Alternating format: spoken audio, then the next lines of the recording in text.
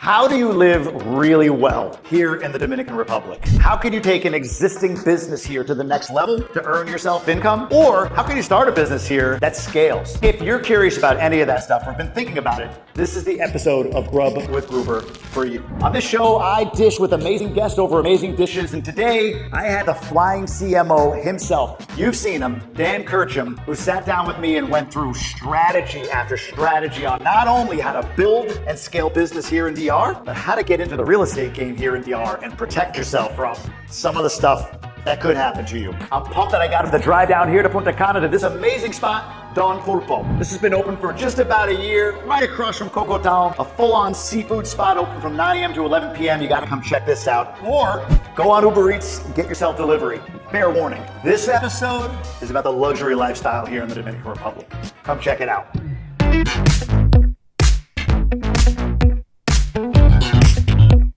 What is the biggest misconception about living in or moving to the Dominican Republic from your perspective? I think the biggest one for people from the outside is that it's a dangerous, poor country. That's like the primary thing that I see. And I kind of get it because if, like, for example, if you lived here like 40 years ago and you moved to the States, that's all you know is like the combo. I totally get it. But today, to sit here and like look at these houses here, like to talk about like it's a poor country, of course there is poverty. Like, and so my videos are basically like just, I mean, middle finger to people that like have told me and are telling me still, hey, it's dangerous, it's this and that, blah, blah, blah. When in reality, I go to other places and it's actually way more dangerous. It's just that when you live in a place for a long time, things kind of seem normal, right? So you're like, oh, well, you know, we have a bunch of like tents in the street, but you know, this is still XYZ city, right? So they still think where they live is the best because it's familiar, right? But if you just travel around and look at different countries, which I have done personally, like this is not the first country that I moved to, I've been around the world. And there's something special about the country, but even the actual special part about it, the atmosphere, the friendliness, the vibe, the freedom that you feel when you land, that's like besides the point, because when I look at the comments and people just talking things online, it just seems like they're living in like the 90s or something. And it's just like, that's just not happening anymore. Yeah. So I wanted to share my experience, which was kind of by accident because like a lot of people think that I'm like trying to like make money off of Instagram. Like I'm selling something like, I don't know, houses and stuff. I'm not doing that, right? So for me, it was just like, let me record some of the stuff that I already do, like go into a restaurant. And then people can kind of see and realize the level of service and how different it is and how you can't really, when you see what we're seeing every day, to put a label of third world on that is absolutely, it's so ridiculous that I'm just like, I'm not even going to reply. Let me just keep posting what I'm seeing here. And of course there is poverty, but in most countries, there's a lot of poverty. Sure. Like in a lot of these areas in Canada, in the US, in Europe, there's a lot of poverty. So, but you live there and you kind of have to stay there because maybe you have a job, you're kind of like, you know, it's difficult to move. So I would totally get the argument if we were actually biased, meaning like we had the same situation, like we were here for the money and we cannot leave. I would get that part. But the problem is, a lot of the people that I know here, they could live anywhere in the world. That's an interesting point. Like they're literally not here for the savings and money. They spend way more here than they would spend in another country because they think it's worth it. Yeah. And I personally think it's worth it. I think like that's such a great point because I think that's one thing you talk about, like what you hear online from people. Yeah. Like when I started first talking about living here or whatever, it was a little bit for me jarring, or maybe it created some insecurity with me because like I would say, yeah, no, it's X. Like I've heard you on a reel say like, yeah, dinner, $130 for two, right? And there's a segment of people that are like, in DR, are you crazy? You can get this, that? And I've come to this conclusion recently. Oh, they should see my Neptunos bill from the other day. Like they would shit themselves. They would commit harakiri probably. But I've come to this conclusion and I put it out there freely. It's like my priority is not moving here to save money. What do you call it? Arbitrage? Geo arbitrage. Like people basically don't make enough money in their country to live a certain lifestyle and they relocate to a different country. And by the way, I don't think that there's anything wrong with that. It's just not my situation. Like 100%. 100%. It's like I'm from a country that is much more equal and on average wealthier than the Dominican Republic and in a sense more expensive. Croatia. It's in the EU. It's a high income economy. It's by no means like Switzerland, but technically speaking, I could just go live in Switzerland as well, right? Because I'm an EU citizen, I go live anywhere. I have multiple passports, so I can like literally go to most places and live there. So for me, I mean, for me, this was just like, I came here for a month. I've heard about the country, but from a totally different viewpoint. Like when I was in high school, one of my coaches would fly to Dominican Republic, and I was like, why is he flying? What is that? Like Dominican Republic? Right? High school where? High school in Jersey. Jersey. So yeah, I lived in the U.S. as well. Yep. I'm originally from Europe, but I lived There's between 6 countries you've lived in. We can get to all that, but I just want to make sure we centered that. And I stand by the comment that this is the best one, and also the most future-proof one, like in every sense possible, literally. So we can get into that. But so for me, coming here was not about like, oh, I'm saving money. I'm spending more money here because there's more things to do. Like Central and South Central Europe. Like the problem is people work a lot, and I'm not even like, we're talking about the beachside stuff. I'm not even doing that. This is like more of the Central European vibe, the capital city, Zagreb. It's a great city. I love the city, you know, and I visit every 2 or 3 months. It's a great place. But the fact is, it is cheaper to live there on average. But the problem and the mistake that people make is that they compare averages. And the reason why they do this is because they want to feel better about themselves. I know a bunch of people that live in like, I don't know, I'll try to like make it so that I'm not pointing to specific people that are watching this. If you find yourself in this, well, too bad. But let's say they live in Ireland. And they live in Ireland, and you know, Ireland has the highest GDP per capita in the world of any country. So outside of like micro nations and smaller countries, like Ireland is a real nation, right? Like a proper, not a city state, but a country. Yep. Now, most people don't actually see that money because the GDP metric is usually not the best way to look at things. Not anymore, at least, but they're technically on paper the wealthiest. And a lot of people that live there will talk about that piece of data without explaining that their salaries are not there at all. Like when you look at the salaries, they're not even close. And then on top of that, if you look at the cost of living, you're paying like $4,000 for like a decent apartment. And at that point, okay, your average salary is like $2,000 or $3,000, something like that. And you're spending like $4,000 on an apartment. The math, like, make it make sense, right? It's not mathing. So, but they will say that because they want to look at the averages and justify its buyer's remorse. Like you move to a country, you get a job, it's a big investment. Like how many people went to Canada, right? Because let's be real here. A lot of the countries that are quote unquote the first world, like classified as high income developed nations, a lot of these countries used to be fantastic places to live. And right now, they're just not. These guys can go anywhere. Yeah. Like they can just like choose.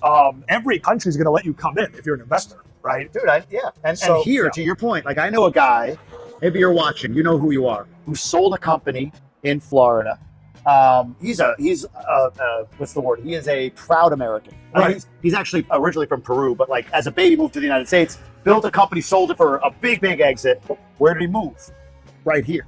Chose to move here. Has a couple slips in the marina, right? The whole nine, Punta Cana Marina. There is something to the point. I love the point you made about like people that can live anywhere are living here. I'm moving here, not 100%. Just like buying a property here to rent it out or to have it as like a second home. There's that. Yeah. But that are actually moving here. So to your point about, and this is where I think like, you know, there is a segment of people that are Dominican or see the Dominican as a place that you would go only for that geo arbitrage. So it doesn't make sense. Like, why would you go and spend more there? That is stupid. But they're not here. They're not seeing the opportunities here. Like, dude, if I go to Las Arenas, you ever been? Not yet. Gotta go. I have to go. Santiago de los Caballeros. Santiago's amazing. Las Arenas. Puerto Plata. You go to these places, man. Like, you can get an incredible Airbnb overlooking most beautiful places, like in Las Arenas. That ain't $50 a night, right? But like, if you can, and many can, and a lot of people following this and what I do, that's what they're saying. And it's funny, those are the quiet ones. Yeah. Those people are the ones that are like, well, I don't want to admit that I'm Dominican. My family had to move to the States because of whatever the condition was once upon a time, and I've made something, or Canada, and I've made something of that opportunity that they gave me.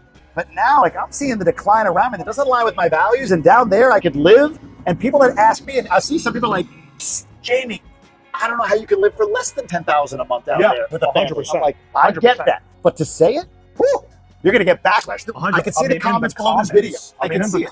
Okay, so let's address the comments real quick. People have told me not to do it. We're going to do it. We're going to give the trolls, we're going to feed the trolls a little bit. Feed the trolls. So, okay, so in the comments, I was talking about like Santo Domingo, luxury apartments, the upscale living, where it starts, like what is the budget? And I said for a 1-bedroom, it will be from $1,300 a month to $2,000 for a 1-bedroom. US. Yeah, obviously. 100%. Some people ask that. They're like, is that Dominican? Like, yeah, it's $8 a month. Yeah, I mean, some of the comments are like, oh, is it in pesos? No. No. Yeah. So a lot of people say that.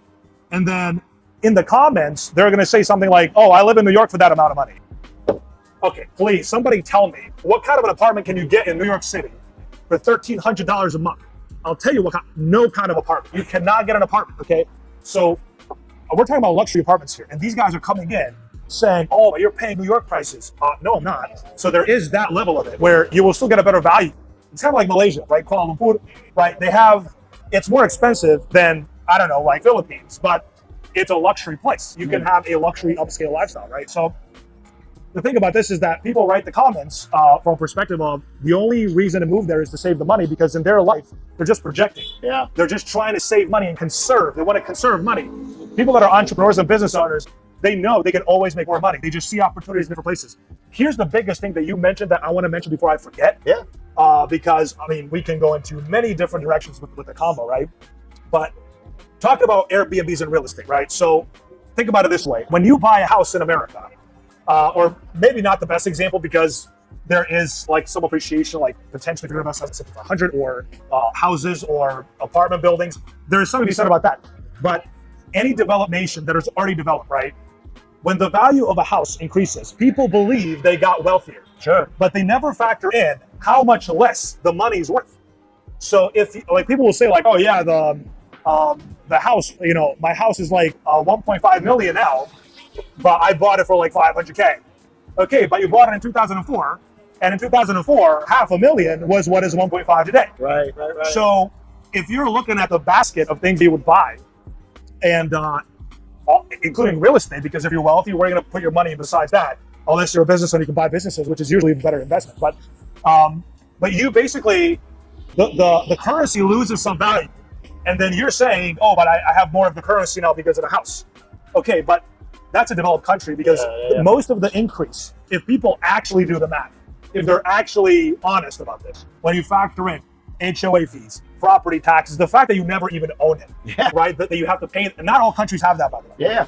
But so the fact that you don't even own it, and then that marginal increase, and yes, 3 times is marginal, looking at the cost of living increases and the value of businesses, because we're still in a bubble. It's just that nobody's told people yet that we're still in a bubble, right? So the only place where you can reasonably expect a large return on your investment is where the risk is higher, and the risk is higher, quote unquote. Risk can be very low if you know the market. Yep. But the risk is higher because it's not developed yet. Yep. So if you buy where there's not many things going on and the country becomes wealthier and people have more money, yes, there is going to be that cost of living increase. There's going to be real estate increase, but we're talking about a 3-year period. Yeah. If we're talking about the fact that you get a new construction in Punta Cana, I'm just going to not investment advice. I'm just saying some of the stuff that I've seen. You buy an apartment for like 200K, and then you kind of can expect, personally, I would be able to expect that it's going to go to like 350 in the next 10 years. Yeah. In the next 5 years, maybe 280, 300. Like there is a return on investment that happens because things get built, and once the community gets a stamp of approval in a developing country, technically, you will get a return on your investment, right? So that's the first thing. The second thing is, yes, there might be quote unquote less money, less capital here, but the reality is that even though there's less capital, a lot of people have not implemented processes that exist in other countries. For example, and this is an honest question, I'm going to ask people, how many people have a robust CRM, like a customer relationship management system in their business? Very few. Most people are on WhatsApp, and they're doing that to like manage. And that tells me that's great. I love that we're using WhatsApp. Yeah. But let's be real. Anybody's going to start a business here in the digital space and do digital transformation. I mean, I know those guys that are making money in the Balkans, in Romania, Bulgaria, Croatia. These are already developed countries. Yeah. But it's still being adopted because the world has changed, right? So here, it's going to happen as well. So, and that's just one opportunity that I literally thought of right now. Interesting. Just one thing I've noticed, like 100. Let's do this, because I think on the real estate side, there's a few levers that I think get pulled that actually make that ROI even greater. Let's talk about that after we try some Mofongo. Let's do it.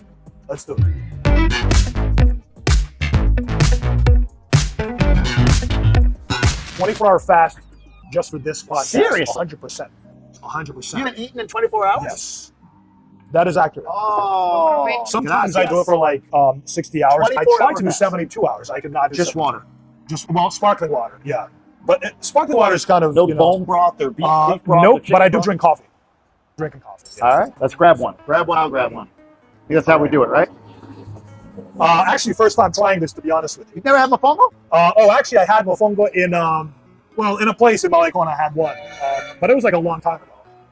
Well, we're popping your cherry, my friend. All right, To an extent, let's I see. guess. Well, Don Pulpo Mofongo. I gotta cut that down, otherwise it's gonna. All right.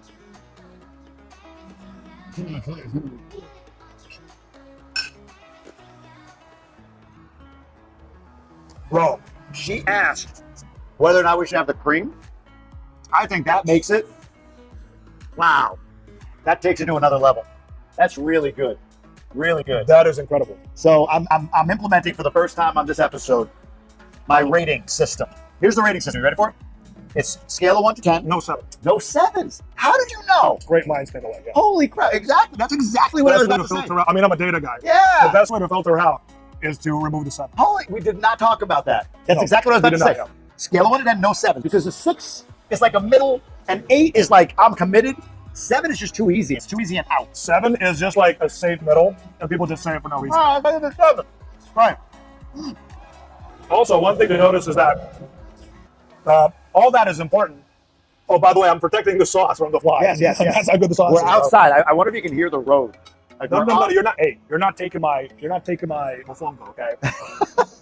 We're on Turístico del Este, right on the main road, right across from Cobotao, for those that know the area. And so the road has some noise, but I'm hoping Dan, my editor, not you, can filter out this background noise. Maybe drop a track behind Yeah. it. so you Every don't time I'm hear watching that. your videos on YouTube, I'm like, Dan, throw this up. And I'm like, dude, I'm on the couch. What do you want me to do, bro? Every time. Dan's amazing. Amazing editor. Okay, I have not even tried the shrimp yet. It's crispy.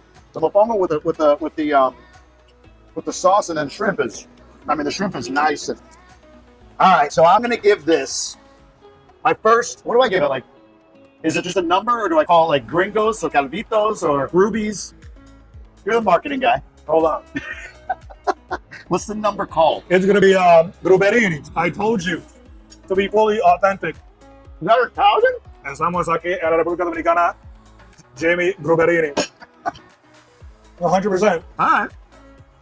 My wife will like that. I'm gonna give this 8.5.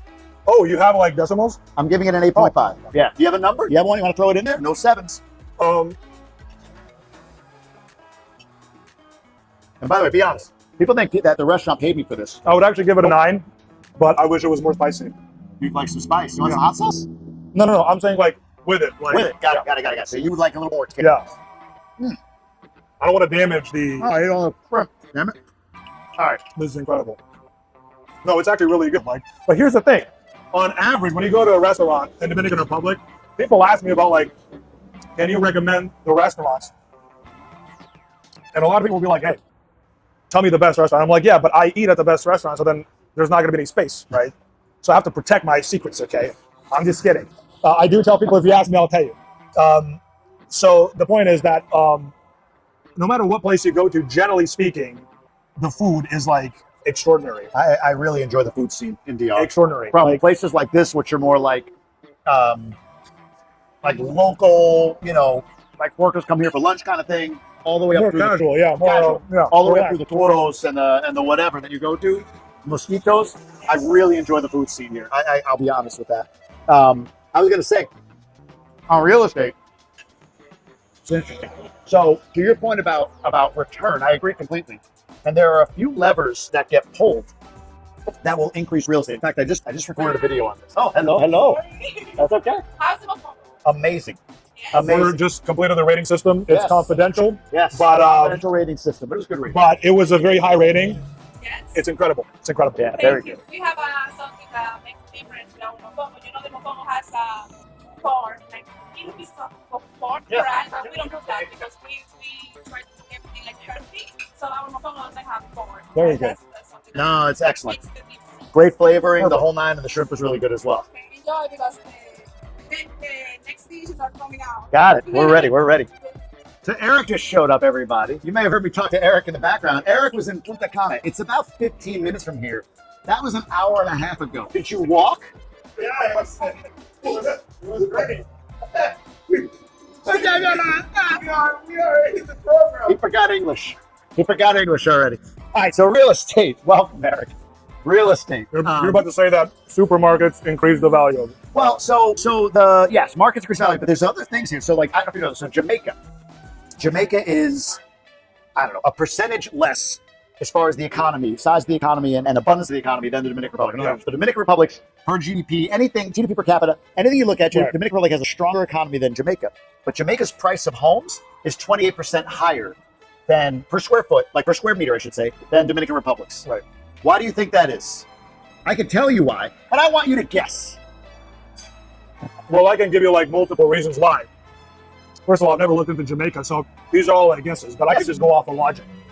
Okay, so bureaucratically, there could be like an issue with obtaining the land for building. That's number one. Mhm. Number two is more foreigners actually know about it and they invest more money. So there's more demand because just because the economy is technically smaller doesn't mean there's no, the demand is lower. Doesn't mean the same thing. Let me think what else it could be. Obviously, like the purchasing power of the people there, that influences the actual total demand in terms of, dollar amount. Yeah. Those are the primary ones that I can see. You're right on demand. And there's a couple of variables with demand. One is there's less developable land there than there is here, so there's right. That's one part of it. Less supply. Less supply. But the other part, it's not what I've analyzed. It's not so much that it's like, oh, that explains the offset. Okay. But the big thing is, you buy here, pre-construction, or you buy an in-place property and get financing for it. It's 20 to 30% down. Yeah. Jamaica's 5. So if you look at, it's like this. Like if you've got a house, I'm giving away a video I just did, but I'm going to go for it. You have a house that's $300,000. That's how much it is. And there's 100 people that want to buy it. But you got to buy it cash. 10 of those 100 people less buyers can buy it cash, right? But then you say 20% down. Now 50 of them can buy it. So therefore, that 300 became maybe 350. And now you're deciding putting 20% down between 60 and 65. It's like, I'm in. I can do 60, I can do 65. But then if you say I can finance 95%, you only have to put 5% down on 300 or 350. That's almost like an FHA loan or something. Correct. Yeah. So it's like 7, 10, 12. Now you got 80 buyers out of that 100. It's going to drive the price to 400K, and you're only spending on 5%. What is that? 400K would be 5% is going to be 8,000, right? Yeah. Right? No, 2,000.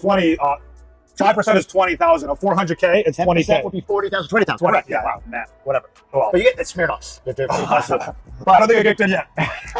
But the point is, like, now a lot more people can buy 20%. So in Jamaica, it's not just locals. Like here, there's a local product where citizens and residents. I'm just going to mention how hot I am. I know, I am too. I'm sweating. We're going to go inside. But 10% down, you could do if you're a citizen or resident. You could prove income here. Right. But beyond that, it's 30%. So when the Dominican Republic decides, if it decides to go down to 5% or 10% for a foreigner to put down, you get much more demand for the product because people don't buy 300,000. They buy, what can I put down on that, and what can I afford monthly? Right. You can buy a $600,000 house on 10% or a 10-year financing, and you might be like, I can't do that. I can't afford a $600,000 house. Yeah. But if it becomes 30-year financing, I can afford a $600,000 house. It's not the price of the home. Yeah. It's can I make the payments? Yes. So my point is, DR real estate, in addition, has a lot of levers that can still be technically pulled. also explain how the real estate crisis happened in 2008. Because too many people were able to buy a home. Yeah. So there's something to be said about it not being 0%, which is what it was at the time. 100%. I was too young, but I don't think 5 is the right number, but 30 is high as well. 30 is very, very high. Yeah. Especially because you have to pay the 3% transfer fee. There's a lot that goes. And you're talking about properties that are already like developed, right? Correct. Because when you're like purchasing a project, like an apartment unit, you could do it 15, 20%. Usually you do like 15%, and then you pay off the half over the next over the next 2-3 years, and then the remainder is due, and you can go get a mortgage for that. Right. Yeah. So I mean, of course, how easy it is to buy something, like how accessible it is, it increases the market. But again, it depends how, like, I don't know much about like buying like technically older apartments. Yep. I did research this stuff about the new apartments because I do like the idea of just like, you don't even get a loan. You're just like parking some money here and there, and then, in 2-3 years you got an apartment, right? Yeah. It's a pretty good idea. And technically speaking, it's kind of like better than a loan, right? You're paying 15% to get in, and then you pay off. You can even technically, I think, pay off. Correct me if I'm wrong, but I think you pay off. You give 15%, and then the remaining thing you just pay off monthly without anything being left at the end. So 85%, you just break that down. Let's say it's like I don't know, what's left over is like 240,000 is left over, and then you could just like segment that into like 60 months. Yeah. And then you're like paying like, what is that, 4K a month? They don't even need you to. You could do half. You could do for up to 50%. So if you got a $300,000 spot, you put 15% down, which would be 45,000, right? 15% would be 45,000. 15. Hold on. What do you calculate? $300,000 purchase. Bro, you're making a meme right now. Though. This is me in math, right? Yeah, 45,000. That's 45. right. Okay. So you put 45,000 But down. the first number you said was 300. Oh, 300. Okay. So you're purchasing for 300, 45,000 down, and then Okay. you have to pay another 100,000 or so over the course of the development, leaving 150,000, half of it on the back end, which you can pay off. And people You get can a loan for that, but like interest rates are substantially higher. people can go and take a home equity line. They can do, if it's low enough, they can do like a loan from their 401k. I mean, there's ways of doing that back end, but to your point, it's way lower barrier to entry. But if you make that even lower, and especially for resale, like Punta Cana is all pre-construction, a lot of pre-construction, and Santo Domingo has it as well. But like you get to the North Shore, there's like La Sedena, Samana, yes, but there's a lot of resale up there. So if you make lending easier, it skyrockets demand, and that creates a lot more value in the marketplace. So we'll see. It's going to be interesting. I'm sorry. I'm babysitting this Mofongo. It's going really well. I'm enjoying it. Enjoy it. Taking my time. Yeah, well, and it's the first time you've eaten in 24 hours. So good marketing creates a massive opportunity here, specifically for somebody who's saying, you know what, I'd like to get in business down in Dominican Republic. We're going to talk about it inside. Let's go. Let's do it. Really interesting transition on this. I can't wait to dive in. Let's do it. All right, interrupting this interview so I can show you a little bit of Don Pulpo. Come on into the kitchen real quick. Hola. So this is the operation of the kitchen. So this is really the concept here. All of the place they put together. They're trying to bring, or they are bringing, Puerto Plata down here to Punta Cana. So great spot. Food was good. Kitchen's clean. Let's go take a look at the rest of the restaurant real quick. This place is open from 9 a.m. to 11 p.m. every day of the week. You can get, there's no breakfast. You get seafood at 9 a.m. if you're into it, for sure. You got this whole setup inside, and you've got outside, and it's located really well right across from Cocotal in Punta Cana. The Punta Cana area is a little bit north. Easy to get to, easy in and out. Excellent food. They have delivery through WhatsApp. They have delivery through Uber Eats. Just dial this number right here on WhatsApp, and you'll be able to get whatever you want delivered to where you are. Now, let's get back to the flying CMO.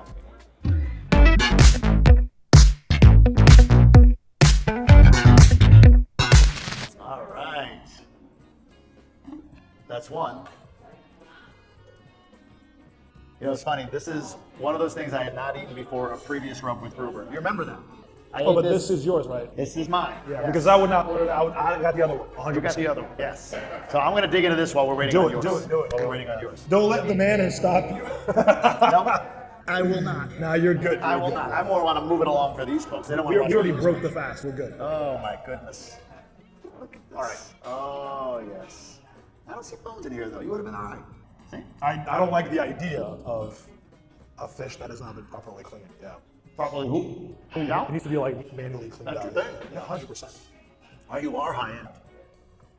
That's just like basic standards, bro. Like, what are I you agree. talking I didn't eat anything with bones in before I moved to the Dominican Republic.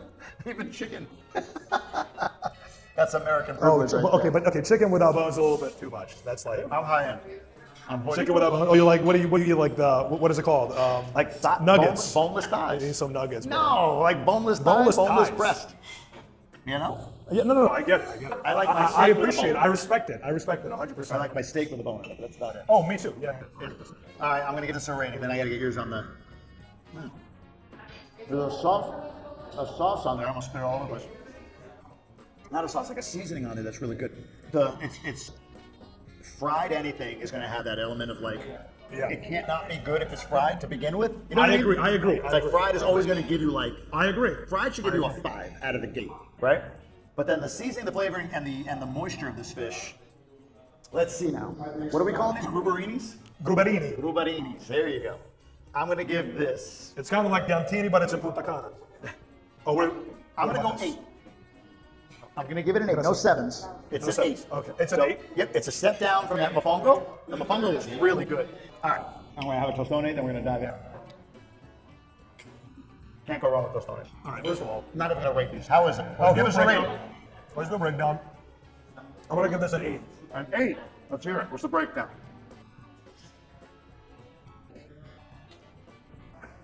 So, the sauce is incredible. The whole thing is incredible. The texture itself, I'm not a massive fan of. Right? Got it.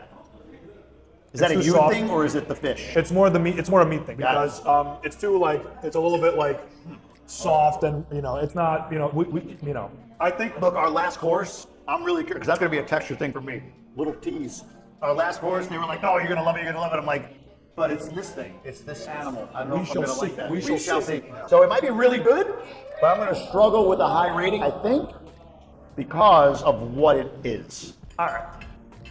I'm going to ask the question slowly while you eat.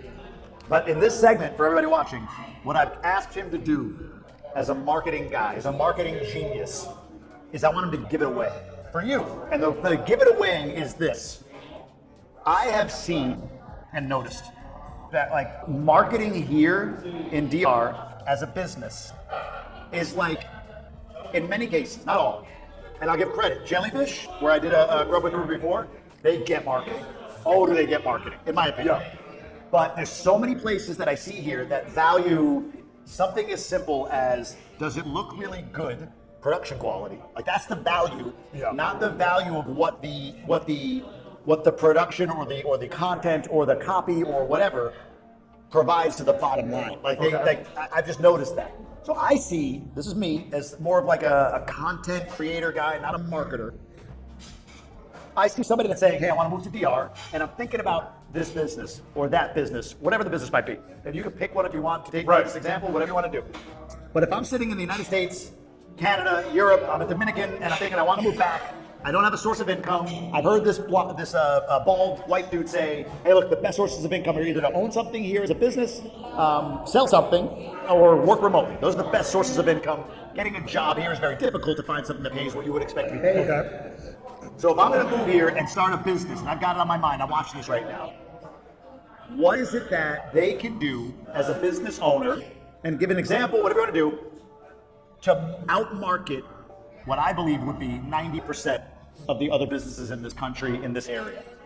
So I'm going to say something and people are not going to like it because they're going to take it at like face value. They have to go back to the customer.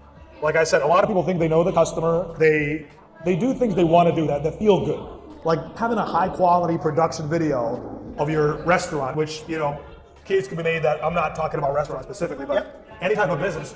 People don't know the data behind getting a customer. And when they don't have the data between knowing like how many people saw something and how many people actually showed up, what tends to happen is they completely disregard that as a source of potential customers. So the first thing that I would say people need to understand is they first have to go back to the customer and check their competitor reviews. So if you're asking about the marketing, there are two questions here. The first question that you asked is about the marketing that is missing, like a general blanket advice that I'm noticing here. And the second thing is that you're asking about like, if somebody wants to start something, how could they start something? I love that. That's it. That was on question one, data data. Yeah. On question two, as you defined it, how do you start a business here? What's your advice on that? So my advice on that is don't do what everybody else is doing. And don't see an Instagram video telling you, oh, this is what you do, and then everybody's gonna start doing that. Because chances are, first of all, if it was profitable, you wouldn't hear about it from somebody selling a course, number one. Number two, courses can be, disclaimer, courses can be good. I've paid for a lot of them. Sure, me too. Generally speaking, Instagram does have a lot of courses that are not high quality. Like some people will, scam people. So if you see it on Instagram, it could be a good idea, but you gotta do research on your end. What I want people to do when they're starting a business is look at your personal experience. For me, let's say I want to get, it's different because I'm in marketing, so maybe it's more adaptable, but ultimately, let's say I want to start a business in software. And because I don't know enough about software as from a technical standpoint, what's going to happen there is I'm going to start off here and I'll think, oh, so this is a very optimistic opportunity. I'm very enthusiastic. And then as I start learning about how difficult it is, because of course, when you're first starting, you don't know.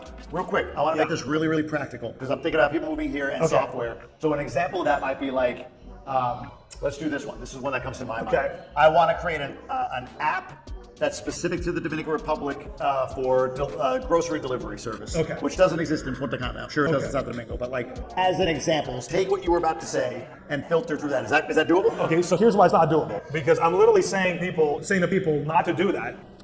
Because if you lack the experience in that business, the best business to start is the one that combines your skills and your experience and the opportunity in the market. I see. So if I go to like a country where there's an abundance of marketing, I have the experience, but then maybe the marketing is so available, so easily available that it devalues my work, right? And the companies there, maybe they don't need higher level marketing, right? So what I want people to do is to look at businesses in a sense that business is a long-term investment.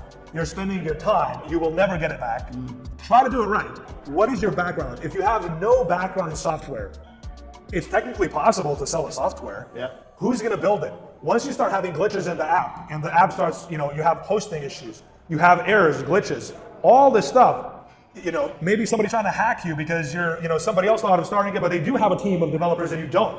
What is gonna happen then? You're just not gonna be able to fix that. So, and then you're not even at the marketing stage. So you're thinking, I'm gonna drop a lot of money to build an app. Who's gonna maintain the app?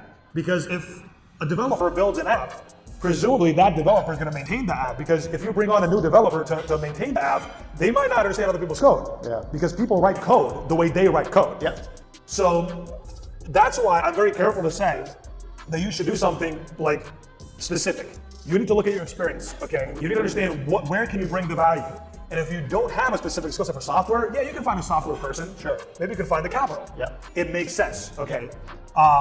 When it comes to the feasibility of that service, I mean, you would need to do the research on that, because I have not done that research. And if I told you that's a good idea or it's a bad idea, I'll be lying to you. That's the thing, man. Like, I love that point, because I get that. Like, what's a good business for me to start? Yeah. In DR, or in other ways along the same lines. Like, where's the best place for me to buy? Or how much does it cost to live? And it's like all of those require like a lot of follow-up questions. How much does it cost to live as a single guy in Santo Domingo, or as a family of 4 in Cabarete, or a family of 8 in Punta Cana? What's the business I should start that you have experience in, that you can actually bring value to the marketplace, where you know the players and you have the capital and the funding? Like, I could give you 5 business ideas, but if you have no idea how to do any of those, here's my advice on that. Start any business. Right. Because in the Dominican Republic, whatever you start, it can definitely work. Yeah. There's a lot of cash flow potential here if you start any business. The question is, should you start every business? Right. That's the real question. I like so if you're just thinking about this, like I'm trying to and this is how you end up with people that so many people selling real estate. And this is what happens, because everybody thinks, oh, that's like super easy to do. No, but it's not. Most people are not making a lot of money with that. The people that are really good, they're making a killing. Yes. But if you're not really good, you're not gonna make a lot of money. So the question there is, what are you good at, right? Because people like to, and this is what I wanted to say before you mentioned that, the idea for the grocery delivery, right? Yeah. You start here because you think, oh, look at this opportunity. As you learn, you start going down. And you're like, oh, but maybe this is a bad idea. And then people quit there. Yeah. That's so true. Really what they should do is pivot and understand, maybe I'm in the wrong business, right? And then move into a different business. Pivoting is okay. Wow. Like, you gotta be able to pivot, right? This actually looks way better. It does look good.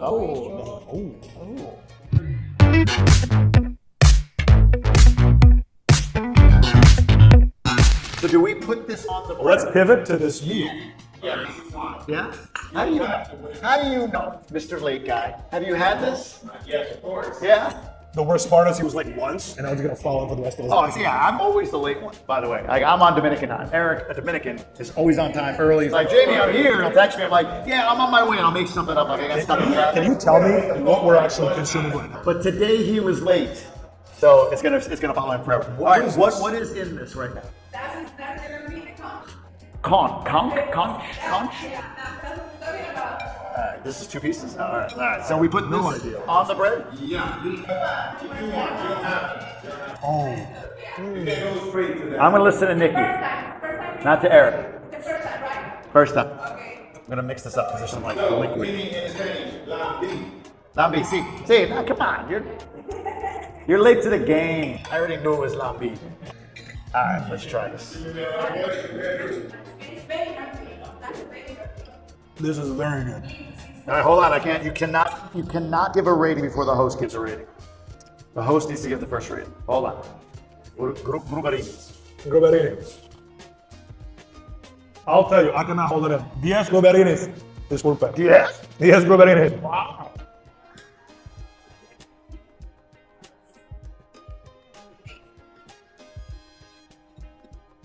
So refreshing. Okay. It's just the perfect meal. Like you can't find a problem with it. I'm struggling separating that I know what this is from the taste. The taste is very good. The flavor, the seasoning. But I saw a picture. I saw a picture of the column. I don't know what I don't know what it is. Good. It's good. All right. So if I Let's keep it that way. if I didn't know what it was, I'd give that a 9.5. 9.5.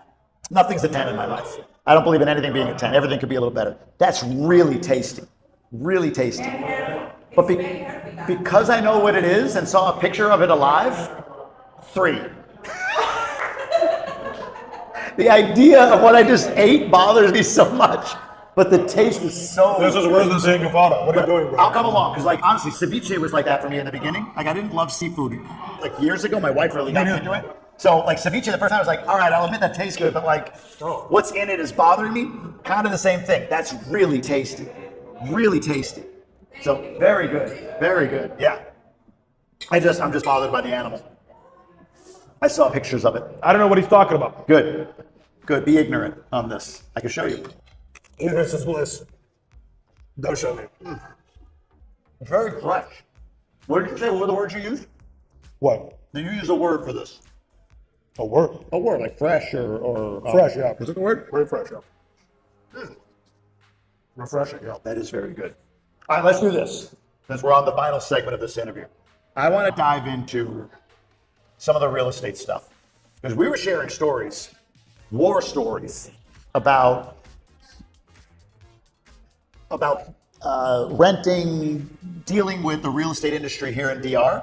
And it's not like, oh man, it's so screwed up, don't even try. It's not that. There's some things that I think people can do, understanding some of the dynamics here. Something you did, that you recently did, that I thought was brilliant. Like I never thought to do this in terms of like how you vetted where you were gonna live, as opposed to them just vetting you.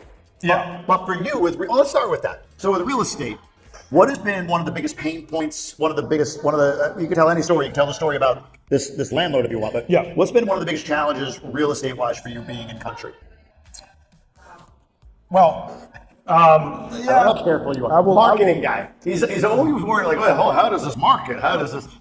Just let it roll. Hold on. First of all, for the marketing side, I appreciate my profession, so I'm not giving any bad advice. If you're listening to this, no, it's great advice. Hold on. If you're listening to this, a lot of people have the proper takeaways here. I literally told you what you can do. A lot of people just not want to do it because when they sit down, they can't focus. And because people can't focus, they want to get a shortcut. Oh, tell me what I'm going to start. I don't know who you are. What is your background, experience, skills, etc.? Do you have capital? Do you need capital? How technical are you? Right. So that's for the marketing. For this story, it's an interesting story. I was trying to rent an apartment in Distrito Nacional, somewhere in Distrito Nacional. And what happened was, so there was like a background check, and of course, I submitted. And I was like, okay, some countries have that. In some countries, you just like give them the deposit, and they kind of vet you on the spot to see who you are. But those are usually countries that don't have issues with tenants. Yeah. My understanding was that there's more issues with the tenants here, so people have to vet you. So I was like, yeah, okay, all right, send this off. Okay. So I passed the background check, right? And they're like, oh yeah, and they automatically assume because the background check was passed that like it's a closed deal. Because like one of those people that just like, I'm a contract guy, okay? I'm not a guy of like, oh, we shake hands. No, don't shake my hand, because in court, I can't tell people what you told me when I shook your hand, okay? So contract has to say it, right? So right off the bat, what started happening was there was a big disconnect between the property and then, we had some red flags and wanted to check out, like people started getting cut out of the deal, like brokers and stuff. So I was like, okay, this is a bit weird. We got to do like a background check of the landlord. And what we found was not satisfactory. I'm not going to get into the details. I think there's some great advice in here. So basically, the conclusion there was that there was like a timeline issue at the end where we did do the background check. We were not super satisfied with it, but we were like, okay, and we're talking about like you can do this like basic stuff. There's no like you don't need like massive data. You just like common sense stuff, right? So we evaluated the program. We're like, okay, like maybe we can proceed with that. It's a little bit weird, but fine. What ended up happening was that more and more red flags started showing up. So, for example, I was about to move in before the contract was signed. We mentioned that we're not going to stay for the full 12 months. We want to do a 10-month contract, and they made it seem like you can't change the contract because we already started working on it. But they started working on it over the weekend on Sunday, right? So it's like, okay, but there was a background check yesterday. So I know you can change the contract. Maybe you don't want to change the contract, but so they made it seem like I'm asking for something unreasonable, even though I'm giving them a deposit for the full year. Technically, like what they're getting is as if I'm renting a full year, right? So what ended up happening was that they basically said like, oh yeah, they were like mad. The landlord and they were like, it's kind of like upset, right? They're like, well. You should have told us that before, blah, blah, blah. We could have rented like when? On Sunday? Oh, please, okay? What a joke. How about you try to do it now, right? So, and I'm like, I'm not an idiot. I'm not going to fall for this. So, but they kept doing this like manipulative thing where like, we were like, we're just going to like do 10, what's the problem? And then they said, well, you can do 10 months if you pay all 10 months in advance. No. It was like, oh, yeah, you're getting all my money up front. No. And then what are you going to do when there's a problem? Oh, please. Right, not going to happen. 100%. Secondly, they said, or we could just take like a percentage of the deposit. So hold on, get this. I haven't even given them the money, and they're immediately slicing my deposit, bro. Yeah. You know what I'm saying? Yeah, So I do. You know what I know now? I'm like, okay, so we talked about data patterns, recognizing patterns. What's gonna happen in 10 months? Oh, there's a problem here. I'm like, no, there's not. Oh, no, it is. And then boom, I got no deposit back. I'm just donating my money, right? That happened to me. There you go. Yeah. So I wanna make sure I'm gonna get my money back. So basically what happened was I just realized, okay, so hold on. There's a situation here. And then we talked to the lawyer as well, and the lawyer was like, well, this is not a trustworthy person. You can't proceed with this person, right? And by the way, always have a lawyer. I don't know who are these people that are signing contracts that don't get a lawyer to check it over. Like, get a lawyer. Yes, okay? yes. So anyway, so the lawyer was like, they're not trustworthy. So we said, like, we talked to the lawyer. This is like a little bit weird. You're taking my money, even though I'm letting you know in advance that I'm going to leave early. 2 months. We're talking about 2 months, right? So, and they made it seem like it's like a big deal, and I'm like, how many problems am I gonna have in this apartment? I've lived there for like almost a year, like 10 months, right? So I'm thinking, I just can't give them a cent. I don't care if they like decrease the rent to like be 5%. I'm just not gonna pay for that because ultimately that person is not a trustworthy person, right? Yeah, 100%. So, and then they went back to us, the real estate agent, saying, oh, but we don't know if you're trustworthy because you seem untrustworthy. I'm like, who cares what you think? I'm the one who's paying for this. Where's the customer service here? Like, I'm jumping through hoops. Like, what were you supposed to do? Like, oh, you don't trust me? Like, no. What do you think is happening? Here's my money. Here's what's not gonna happen. There's no way I'm gonna be without an apartment. Yeah. But you might be without money. That's how I'm looking at it, right? And of course, I'm looking at it through the lens of like, I'm just not gonna donate the money to this person.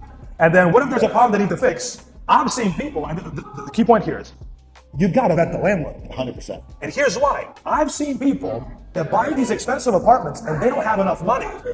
Like, they don't have the cash flow to install things in the apartment. And they're like, oh, but I can't do the AC because that's more expensive. And it's like, what are you talking about? Like, what's gonna happen when there's a problem in the house and they can't pay for it? There's 2 amazing pieces of advice that you just shared. Yeah. First is vet the landlord. Number 1, like you did, like Google search, just look them up on Facebook, whatever. Right? Like, vet the landlord. And I'll give you a little story on that in a second. And the second, I talk about this all the time, if you want to understand what to buy or how to buy or where's the best place to buy or whatever, it is number 1, can you afford what you're buying without relying at all on any Airbnb or short-term or any other kind of rental income? Like, if you can buy it and then, like, you're going to pay out of pocket and kind of rely on appreciation, which it'll have over time. And of course, you'll probably rent it as well and offset some of your costs and you'll use it as well. Cool. If you're buying it, like, depending on a 60, 70% occupancy, in order for it to just like, to be able to afford it, make the payments every month, bad move. Don't do that. Terrible move. But real quick on this point on the landlord, when we left our last house, or when we were getting ready to leave our last house, we were in it for 2 years. First 2 years we moved here. Yeah. We were looking at, like, we wanted to be a little bit less expensive. The house was just big. It was like 5,000 square feet, 500 square feet, a huge house. And it was beautiful and everything, but we wanted to downsize and make it easier. So we found this penthouse apartment for $3,000 a month, 3-bedroom penthouse apartment. And the landlord had a stipulation that if you were late 5 days or more, it was 2 months rent, $6,000. That's the late fee, $6,000. Now, we said, like, look, we're not planning on being late, but like a wire gets delayed. That's just bad faith. Just something happens, right? Faith. Like God knows, like shoot, my God didn't process for whatever reason. Something happened, it got this, whatever. Like $6,000, that's too much. And when we went back to them, to your point on like handshakes, I don't do handshakes. We never enforce it. Like, bullshit. If you never Put enforce it in the write it contract. down. Let me tell you, every person that ever uttered the words, I'm just like and do this, that person is going to screw you over. Because why is it not in the contract? I can't take your handshake to the court. I can't do that. What's in the contract gets enforced. And same thing happened there where the person was like, oh yeah, but have you ever rented before? That's always like in the contract. And I'm like, I've rented a lot before. And first of all, I've never had that type of interaction where people are like pretending that like I owe them to rent their apartment. Right. What is happening here, right? And this is not to say like there's a lot of great realtors. I was about to say, a lot of great landlords, most of them are. But my last landlord in Piantini, terrific. It's incredible. Yeah. Okay, just incredible. I can't say enough nice things about her. Okay, very kind person. Returned your an deposit? amazing woman. What? Returned your deposit? 100%. She returned the same day because keep in mind, a lot of these guys say, oh, we return them in the 15 days after you leave. Oh, really? Yeah. Why is that? Yeah. So I leave and then you no can way to break something. And you can do whatever you want. So I'm like, I'm a meticulous guy. Here's what I do. Yeah. Even with this landlord, and I trusted this landlord immensely, and she'd return it immediately, but I still said, as I'm exiting and the doors close and I no longer have access, I'm doing a video. This is the time, this is the date. I'm checking every room, everything is here, and then the lawyer comes in, checks everything, and then I leave, right? Deposit gets returned immediately. Great. That's how it should be done. This whole idea of I'm going to screw you over because contracts are meant to be like in marketing, if you're signing with a marketing agency, the worst contracts. Yeah. Because usually the lawyer gets paid a lot of money to write a great contract for the company. And then you can't even cancel, right? So the point is read the contract. Yeah. In most contracts, even if the person is nice, it might be a template that they downloaded from God knows where, and they just change the names, change the address, and now you're in some really weird contract that nobody in their right mind would sign. Yep. So read the contract, get a lawyer to read it, and who's the landlord? Ask who the landlord is. You gotta know your money's safe. Yes. 100%. And to that point too, like if there is, like in this case, we went back and said $6,000 as a late fee is predatory. We're not doing that. Yeah. But they were like, we're not, they were willing to adjust almost anything else but that, which is really crazy. Like I get like 10, 20, 50%, fine. Like, that's even ridiculous. But when they're dug in on something like that, you have to ask yourself, like, what else am I going to be dealing with with this landlord over time? So it's not like, oh, okay, we settled that one thing. It's like, no, there's something on the back end. So we had our house for 2 years, responsive to maintenance requests, all that stuff, and they actually allowed us to take a portion of the deposit to pay the last month and a half or so of rent. Right. But there's this narrative out there, and you said you got your deposit back, which is great because there are great landlords. And by the way, they're all Dominican. All of the landlords are Dominican, right? Like all the people talk about, like, oh, these people buying up the country. Like Dominicans are buying up the country. 100%. It's all the people that talk about like colonizing. Like 90 out of 100, 95 out of 100 people I know that rent or buy from somebody, that person is Dominican. 100%. But anyway, so that's just that whole colonizer thing that just drives me nuts. Like colonizers literally move someplace with the intent of taking political control. First of all, I want to address this because it's a podcast. I have to say this. Yes. I have to squeeze this into the podcast. Anybody who lives in Dominican Republic knows that you cannot gentrify Piantini. Yeah. You cannot gentrify Los Casicasos. You cannot gentrify La Esperia.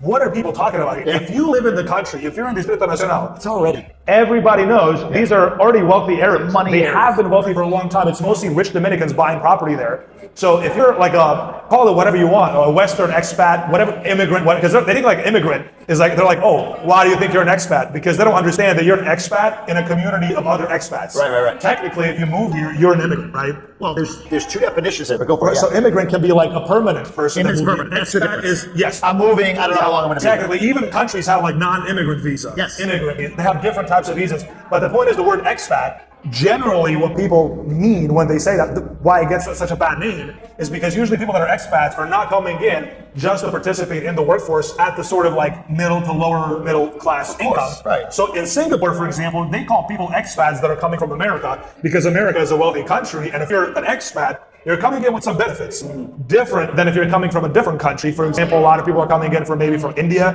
countries that are less developed. They're usually viewing them as immigrants, right? But still, in your circle, with other people that are from a different country, you're expats because you have expatriated from your country, right? So, and you cannot gentrify Piantini. Piantini is there's other areas you could gentrify. Sure.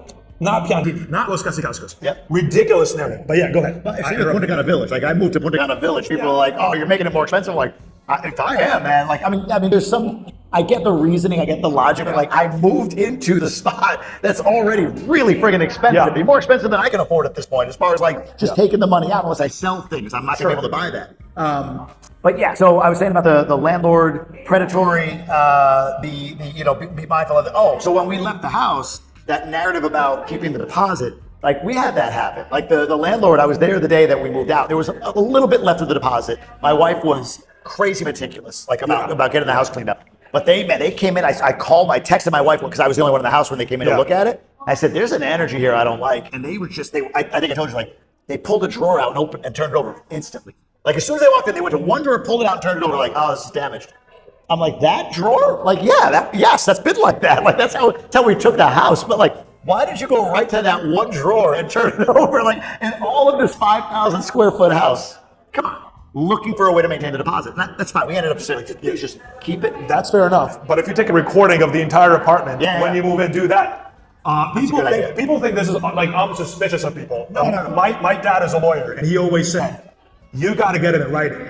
Whatever it is, because I've seen people, I've had this happen before. They're like, hey, shake, handshake. And then the contract, I'm like, is this the same thing that we talked about, bro? Right. I can't even proceed with the contract because it's so poorly written. Yep. It's so against my interest that I just don't trust the person regardless of what the contract changes are. Yep. It's okay to go back and forth on a contract, Sure. but sometimes it's just disrespectful. Correct. It's just like, oh wait, $6,000? Yeah. 2 months of rent? Yeah. There's no point in negotiating that at all. Gracias. There's no point in negotiating that, right?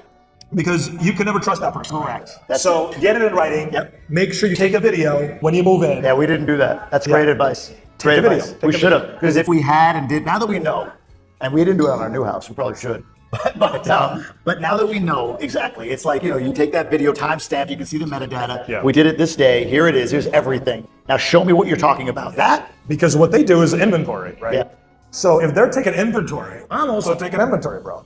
This is now, I don't know where this sort of culture was created. I've seen like this happening like in the US and other countries as well. In the UK in particular, that's like really pronounced. Where it's like, oh, people need a place to live, so we're like gatekeeping. And it's like, aren't these people like paying your mortgage, bro? Like what's going on here? Like, and then my perspective is when you have everything in writing, everybody's secure. Because I'm not, by the way, to make this clear, like, I'm not opportunistic here. I'm not trying to take advantage of their standpoint. I'm just protecting myself because Yes. there's nothing better. And real partnerships and real friendships, they're created from a mutually sort of not even beneficial, but mutually respectful manner, which is I'm going to do my best to make sure you don't get screwed over, but you should not work against my interests as well. Yeah. And if you can get that in writing and you sort of agree on that where everybody's secure, you can just move on.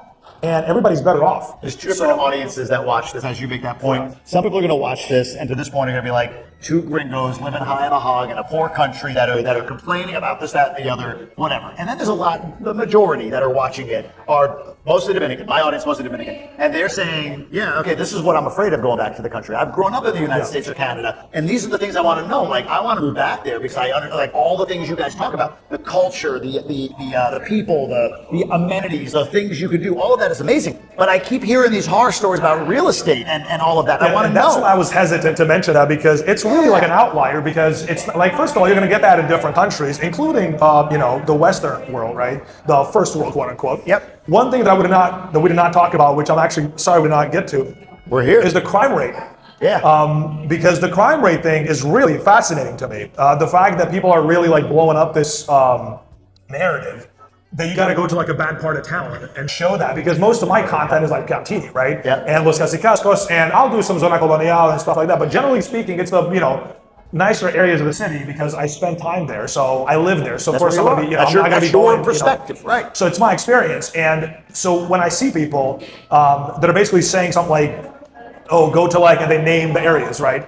And some people have done it. YouTubers that went there, it looked okay. It's more impoverished, but it looked like people were still good. Like they weren't like trying to kill everybody. They were really nice people, right? It's just that they did not have the infrastructure built, right? So when you see that, and then you're like, but when I go to New York, when I go to Miami, when I go to any city, London, in London, I'm going to stay in Hampstead. I'm not staying in, some terrible part Instead of of Miami, you're in Brick.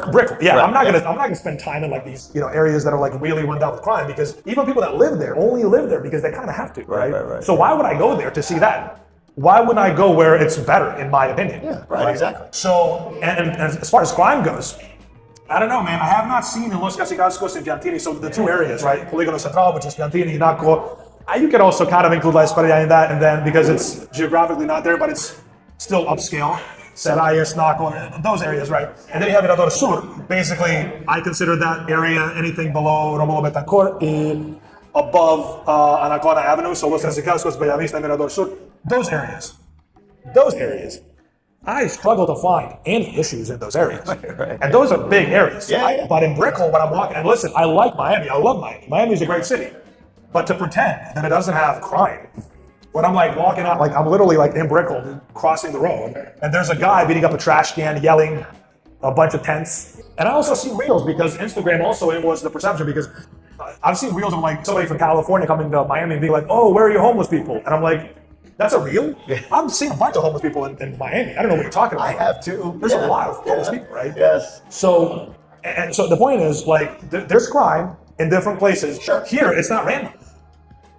That's That's always just what I the talk point. about. Like, It's just not random. It's Like, not you random. think you can escape crime in a place like the United States if you go to the nicest neighborhoods, but you can't. You can't. Here, you kind of can.